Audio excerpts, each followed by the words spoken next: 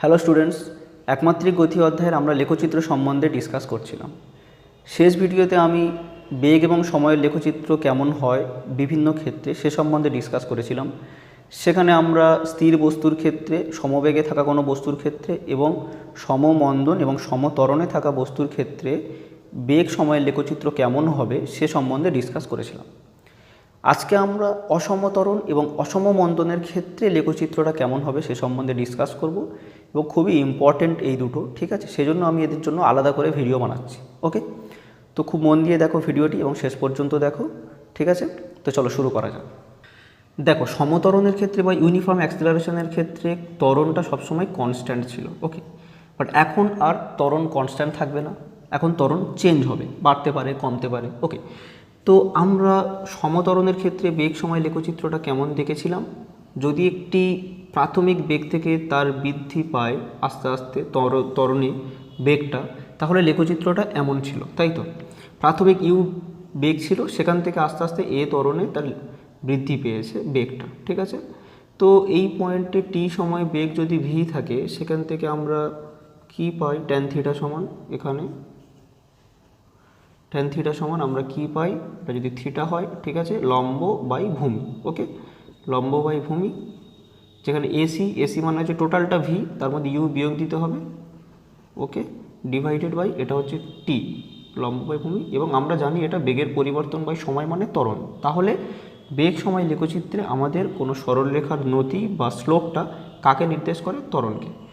এটা ছিল সমত্বরণের গ্রাফ, তাই ত্বরণ সবসময় কনস্ট্যান্ট স্ট্রেট লাইন হয়েছিল, বেগ বৃদ্ধি সর্বদা সমহারে হয়েছিল। বাট এখন আমাদের কেসটা হচ্ছে অসমত্বরণ, আনইউনিফর্ম অ্যাক্সিলারেশন। এখন তাহলে আর স্ট্রেট লাইন বরাবর লেখচিত্রটা হবে না, এখন আমাদের লেখচিত্রটা হবে বক্ররেখা। আমি একটা আরবিটারি যে কোনো একটা নিলাম, ঠিক আছে? এমনই হবে, কোনো এরকম কোনো কথা নেই। তো টি ইকুয়াল টু জিরোতে বেগ ইউ ছিল, ওকে, এ পর্যন্ত ইউ, সেখান থেকে আস্তে আস্তে বেগ বৃদ্ধি হয়েছে। তাহলে এখন বিভিন্ন সময়ে ত্বরণ বিভিন্ন, ঠিক আছে? ধরা যাক T1 সময়ে ত্বরণ একটা আলাদা, T2 সময়ে ত্বরণ আলাদা, ঠিক আছে? এখানে আবার ত্বরণ আলাদা। তো আমি কয়েকটা বিন্দু নিচ্ছি, এ বি পয়েন্ট নিলাম, সি নিলাম, ওকে, এটা T3 সময়। তো এখন এ পয়েন্টে ত্বরণ কত হবে? এ পয়েন্টে ত্বরণ আমার জানতে গেলে এখানে আমার স্পর্শক টানতে হবে, ঠিক আছে? স্পর্শক টানতে হবে।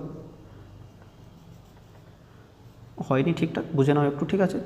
এখানে ধরা যাক θ1 কোণ করেছে, বি সময়ে আমার ত্বরণ জানতে গেলে স্পর্শক টানতে হবে, এখানে θ2 কোণ করেছে ধরে নাও, ঠিক আছে? এ পয়েন্টও সেম এমন একটা ধরে নাও, θ3, ঠিক আছে? তো বুঝতেই পারছো এ পয়েন্টে ত্বরণ হবে কত? ট্যান θ1, ঠিক আছে? ট্যান θ1, ওকে। ওই পয়েন্টে যে স্পর্শক হবে তার যে নতি বা স্লোপ, সেটার মানই হচ্ছে ত্বরণ। তাহলে অসমত্বরণের ক্ষেত্রে বিভিন্ন বিন্দুতে ত্বরণ আলাদা আলাদা, সেক্ষেত্রে আমাদের কোনো একটি মুহূর্তে ত্বরণ বের করতে গেলে স্পর্শক টানতে হবে, যে থিটা কোণ করবে তার ট্যান মান নিতে হবে। এক কথায় ওই বিন্দুতে স্পর্শকের নতিটা হচ্ছে ত্বরণকে নির্দেশ করে, ঠিক আছে? তাহলে আমরা দেখেছিলাম এসটি লেখচিত্রে মানে স্মরণ সময় লেখচিত্রে, স্মরণ সময় লেখচিত্রের নতি বা স্লোপটা কাকে নির্দেশ করেছিল? কাকে? ভেলোসিটিকে, বেগকে, তাই তো? ওকে, এখন আমরা দেখতে পাচ্ছি বেগ সময় লেখচিত্রের স্লোপটা বা নতি কাকে নির্দেশ করে? অ্যাক্সিলারেশনকে। এবারে দেখো, আমরা যে লেখচিত্রটা এঁকেছিলাম সেটা হচ্ছে অসমত্বরণ, সেখানে কোনো সময় ত্বরণ বেড়েছে, কোনো সময় কমেছে। বাট এখানে দুটো কেস হতে পারে। এক তো হতে পারে ত্বরণটা ক্রমশ বাড়ছে, ঠিক আছে, কনস্ট্যান্ট নাই, ক্রমশ বাড়ছে, কমছে না, ক্রমশ বাড়ছে, তাহলে ক্রমবর্ধমান ত্বরণ হতে পারে। আর একটা হতে পারে ক্রমহ্রাসমান ত্বরণ, ত্বরণটা ক্রমশ কমছে। ওকে, দেখো, ক্রমবর্ধমান ত্বরণ এবং ক্রমহ্রাসমান ত্বরণটা তোমাদের সহজে বোঝানোর জন্য আমি একটা এক্সাম্পলে নিয়েছি এবং চার্ট তৈরি করেছি, যেটা দেখলে তোমরা সহজেই বুঝতে পারবে। দেখো, এখানে আমি একটা বস্তুর যাত্রাপথের 2 সেকেন্ড পরে, 4 সেকেন্ড পরে বেগ কত, ত্বরণ কত, সেই সম্বন্ধে একটা চার্ট বানিয়েছি, ঠিক আছে? 6 সেকেন্ড পরে বেগ, 8 সেকেন্ড পরে বেগ, 10 সেকেন্ড পরে বেগ, 12 সেকেন্ড পরে বেগ, ঠিক আছে? তো দেখো, এখানে 3টি সময়ের ব্যবধান নিয়েছি এবং সময়ের ব্যবধানগুলো সব সেম, 2 সেকেন্ড সময়ের ব্যবধান প্রত্যেকটার মুহূর্তে, ঠিক আছে? ফার্স্ট আমি দেখো একটা উদাহরণ দিয়েছি যেখানে বেগটা হচ্ছে 2 সেকেন্ড সময়ে 10, 4 সেকেন্ড সময়ে 40, মানে এখানে ত্বরণটা কত? বেগের বৃদ্ধি বাই সময়, যত সময় বৃদ্ধিটা হয়েছে, তো 14 - 10/2, ওকে। সেম এখানেও 20 থেকে 24, এখানেও অ্যাক্সেলারেশন 2, এখানেও অ্যাক্সেলারেশন 2, এখানে অ্যাক্সেলারেশন কনস্ট্যান্ট, এটা সমত্বরণের উদাহরণ। বেগ বৃদ্ধির হার সবসময় সমান, ওকে, আর বেগ বৃদ্ধির হার মানেই সেটা হচ্ছে ত্বরণ, ঠিক আছে। এবারে মেন দুটো উদাহরণ দেখো। এখানে 2 থেকে 4 সেকেন্ড সময়ে বেগ বৃদ্ধি হয়েছে 4, এখানে 6, এখানে 10, ঠিক আছে। তাহলে এখানে অ্যাক্সেলারেশন কত? এখানে অ্যাক্সেলারেশন 2, কারণ 4/2, সময়ের ব্যবধান 2 এবং বেগ বৃদ্ধি 4, ঠিক আছে। এখানে 3, এখানে অ্যাক্সেলারেশন 5। মন দিয়ে দেখো, 26 - 26 ডিভাইডেড বাই t3 - t4 2, ঠিক আছে। তো 3 হচ্ছে, এখানেও t6 মাইনাস, এদের মধ্যে সময়ের ব্যবধান 2 এবং বেগ বৃদ্ধি হচ্ছে 10। এখানে দেখো ত্বরণটা ক্রমশ বাড়ছে, ঠিক আছে, ক্রমবর্ধমান, ত্বরণটা ইনক্রিজ করছে, বোঝা গেল। ত্বরণ রয়েছে সবসময়, কিন্তু সেই ত্বরণটা বাড়ছে, ঠিক আছে। এবার এখানে দেখো, এখানে ত্বরণটা ক্রমশ কমছে, ঠিক আছে। আর t1 থেকে t2-তে বেগ বৃদ্ধি হয়েছে 6, এখানে হয়েছে বৃদ্ধি 4, এখানে হয়েছে 2, ঠিক আছে। তাই এখানে ত্বরণ 6/2, 3, এখানে ত্বরণ 2, এখানে ত্বরণ 1, ঠিক আছে। দেখতে পাচ্ছ বেগ, ত্বরণটা ক্রমশ কমছে। তাই এটা হলো ক্রমবর্ধমান ত্বরণ, এটা হলো ক্রমহ্রাসমান ত্বরণ, বাট এটা মন্দন কিন্তু নয়, ঠিক আছে। প্রত্যেকটা সময় বেগ বৃদ্ধি পাচ্ছে, কিন্তু বৃদ্ধির হারটা কমে যাচ্ছে, বোঝা গেল। আশা করি এটা বুঝতে পেরেছো, ঠিক আছে, যে ক্রমবর্ধমান ত্বরণ মানে কেমন। বেগটা বাড়বে, কিন্তু বাড়ার হারটা আরও বাড়বে, ঠিক আছে, ক্রমবর্ধমান ত্বরণ। আর ক্রমহ্রাসমান ত্বরণ মানে কিন্তু মন্দন নয়, এখানে ত্বরণই আছে প্রত্যেকটা মুহূর্তে, মানে বেগ বৃদ্ধি পাচ্ছে বাট বৃদ্ধির হারটা কমে যাচ্ছে, মানে ত্বরণ ক্রমশ কমে যাচ্ছে, ঠিক আছে। তো এবারে চলো লেখচিত্রটা করে ফেলি। তো ক্রমবর্ধমান ত্বরণের ক্ষেত্রে বেগ সময় লেখচিত্র কেমন হবে? বেগ সময় লেখচিত্র কেমন হবে? তো বেগ সময় লেখচিত্রে আমাদের কোনো পয়েন্টের যে স্লোপ, সেটাই নির্দেশ করে ত্বরণকে, ঠিক আছে। তো ত্বরণ ক্রমশ বাড়ছে মানে স্লোপটা ক্রমশ বাড়ছে। স্লোপ মানে কি? ট্যান থিটা, তাই তো। ট্যান থিটা ক্রমশ বাড়বে, ওকে। তো ট্যান থিটা বাড়বে কখন? যখন থিটা বাড়বে, অবশ্য থিটার সমস্ত মানের জন্য না, থিটা যখন 90 ডিগ্রি থেকে কম হয় তখন যদি থিটা বাড়ে তখন ট্যান থিটাও বাড়ে, ওকে, বোঝা গেল। তাহলে থিটার মান 90 ডিগ্রি কম, ট্যান থিটা বাড়লে ট্যান থিটাও বাড়ে। এখানে ক্রমশ বেগ বৃদ্ধি পাচ্ছে, ঠিক আছে। তার মানে দেখো এমনই হবে লেখচিত্রটা, ওকে। এখানে প্রথমে যদি তুমি ত্বরণ দেখো তাহলে ট্যান থিটা 1, ওকে। এখানে যদি দেখো আস্তে আস্তে দেখো থিটা বাড়ছে, এখানেও যদি থিটা বাড়ছে, এখানে থিটা বাড়ছে, ঠিক আছে। থিটা 2 নিলাম, এখানে থিটা 3, থিটা 4, ওকে। দেখো ক্রমশ থিটা 2 বাড়ছে ক্রমশ, ঠিক আছে। এটা ছিল হচ্ছে মূল, অন্য কালার ইউজ করলে ভালো হতো, ওকে। এবার এই হচ্ছে বিভিন্ন পয়েন্ট আমি নিয়েছি,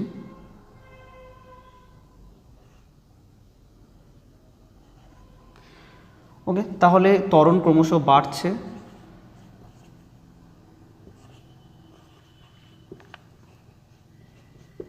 এটা হচ্ছে ক্রমবর্ধমান ত্বরণের গ্রাফ। তাহলে গ্রাফটা আমি ভালো করে করি। তো ক্রমবর্ধমান ত্বরণের গ্রাফটা কেমন হবে? দেখো t=0-তে ধরা যাক ইউ বেগ ছিল, ঠিক আছে। সেখান থেকে যদি সমবেগে যায়, সমত্বরণে যায়, তাহলে এমন হবে লেখচিত্রটা। এখানে কি হচ্ছে? ক্রমবর্ধমান ত্বরণ ক্রমশ বাড়ছে, তাই বেগ বৃদ্ধি পাবে, কিন্তু সমহারে না, বেগটা এমনভাবে বৃদ্ধি পাবে, বোঝা গেল, ওকে। এবারে এটা তো হলো ক্রমবর্ধমান ত্বরণ। দেখো প্রত্যেকটা পয়েন্টে ক্রমশ থিটা বাড়ছে, তার মানে ত্বরণও বাড়ছে, ক্রমবর্ধমান ত্বরণ, ঠিক আছে। এবারে ক্রমহ্রাসমান ত্বরণ মানে নতিটা ক্রমশ কমবে, বাট বেগ কিন্তু বাড়বে, ঠিক আছে। দেখো এই গ্রাফটা হবে এরকম। দেখো এই ইউ থেকে কিন্তু যেন কমিয়ে দিও না, তাহলে বেগটা কমে যাবে। বেগ তো কমে গেলে মন্দন হয়ে যাবে, ত্বরণই থাকতে হবে, ওকে। দেখো বেগ বাড়ছে, সময়ের সাথে সাথে বেগ বাড়ছে, ওকে। এখান থেকে আস্তে আস্তে বেগ বাড়ছে, ঠিক আছে, প্রত্যেকটা মুহূর্তে, কিন্তু সমহারে তো বাড়ছে না, হারটা আস্তে আস্তে কমে যাচ্ছে, ঠিক আছে। এবং তুমি যদি নতিটাও দেখো, প্রত্যেকটা বিন্দুতে নতিটাও আস্তে আস্তে কমছে। এখানে যে থিটা, এখানে থিটা আরও কমছে, এখানে থিটা আরও কমছে, ঠিক আছে। থিটা ক্রমশ কমছে মানে ট্যান থিটার মানও কমছে। তাহলে এই হলো আমাদের ক্রমবর্ধমান, ক্রমহ্রাসমান ত্বরণ এবং সমত্বরণের লেখচিত্র। দেখো মিডিলটা হচ্ছে এ কনস্ট্যান্ট, এখানে হচ্ছে এ ইনক্রিজ করছে, এখানে এ ডিক্রিজ করছে, ওকে। এবারে আমরা আসবো মন্দনের ক্ষেত্রে, সেখানে ক্রমবর্ধমান মন্দন এবং ক্রমহ্রাসমান মন্দন। ঠিক আছে, এটা বোঝা গেল। মিডিলটা হচ্ছে সমতরণ, এটা হচ্ছে ত্বরণ ক্রমশ বাড়ছে, ক্রমবর্ধমান ত্বরণের গ্রাফ। আর এটা হচ্ছে এইটা নিচেরটা, এটা হচ্ছে ক্রমহ্রাসমান ত্বরণ। ওকে, এমন হবে, স্ট্রেট লাইন বরাবর হলে সমতরণ। ঠিক আছে, মুছে দিতে হলে। এবারে দেখো অসম মন্দনের ক্ষেত্রে লেখচিত্র কেমন হবে, টি ভার্সেস ভি। ঠিক আছে, যখন সমমন্দন হয়েছিল জাস্ট একটা বেগ ছিল ইউ, সেখান থেকে সমহারে আস্তে আস্তে বেগটা কমেছে। এখন অসম মন্দন মানে আর সমহারে কমবে না। ঠিক আছে, কমবে বাট একটা আরবিটারি যেমন খুশিভাবে কমবে। ঠিক আছে, বেগটা আস্তে আস্তে কমছে, দেখতে পাচ্ছ টি বাড়ছে, বেগ কমছে আস্তে আস্তে উপরের দিকে না। ঠিক আছে, তো এখানে ছিল মাইনাসে, লিখছি আমি মাইনাসে কনস্ট্যান্ট। ওকে, এখানে কিন্তু মাইনাসে মানে মন্দন। ঠিক আছে, ত্বরণের ঋণাত্মক, নট কনস্ট্যান্ট। ওকে, কমছে, বাট কমার হারটা কেমন সেটা নিয়ে আমি কিছু বলিনি এখন, জাস্ট কমছে। এটা হচ্ছে অসম মন্দন। ঠিক আছে, এবারে আমরা দেখব যে ক্রমবর্ধমান মন্দন এবং ক্রমহ্রাসমান মন্দন। ক্রমবর্ধমান মন্দন মানে কি, মন্দন ক্রমশ বাড়ছে। মন্দন মানে কি, আস্তে আস্তে ভেলোসিটি কমবে, তাই তো। দেখো ফার্স্টে এটা হচ্ছে সমমন্দন। ওকে, মন্দন যখন বাড়ছে মানে কি ভেলোসিটি তাড়াতাড়ি কমবে।